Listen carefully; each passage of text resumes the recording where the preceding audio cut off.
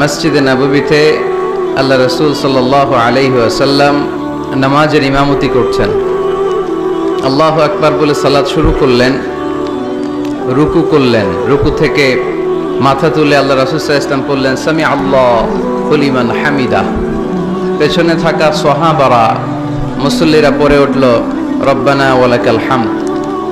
ফিসফিস করে এক সাহাবী বললেন হামদান কাসীরান তাইয়িবান মুবারাকান ফি। উনি ছাড়া এটা কেউ পড়ে নাই, শুধু উনিই পড়লেন।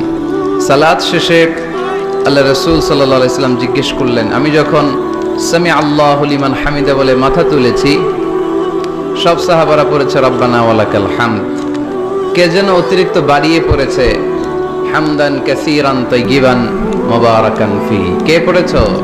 দাঁড়াও। দাঁড়ায় না, ভয়ে। আল্লাহ রাসূল সাল্লাল্লাহু আলাইহি ওয়াসাল্লাম অভয় দিলেন। তারপর সে সাহাবী হাত তুললেন, বললেন ইয়া রাসূলুল্লাহ, এই অতিরিক্ত 4টা তাসবিহ আমি পড়েছি। আল্লাহ রাসূল সাল্লাল্লাহু আলাইহি ওয়াসাল্লাম বললেন, কেন পড়েছো? আমি তো শিখাই নাই, কই পেলে? সাহাবী বললেন, ইয়া রাসূলুল্লাহ, আল্লাহর তাসবিহ আমার কম পড়তে ভাল লাগে না, আমার পড়তে মনে চায় বেশি বেশি। তাই নিজ থেকে এটা বানিয়ে, যেহেতু চমৎকার অর্থবোধক, অর্থ সুন্দর, আমি নিজ থেকে বানিয়ে পড়েছি। আল্লাহ রাসূল সাল্লাল্লাহু আলাইহি ওয়াসাল্লাম বললেন, ভয় নেই, তোমরা দেখোনি, আমি দেখেছি। সালাতরত অবস্থায় আল্লাহ রাসূল ইরশাদ করলেন, বিদআতাও ওয়া সালাসিনা মালাইকা, 30-এরও অধিক ফেরেশতাকে আমি দেখেছি।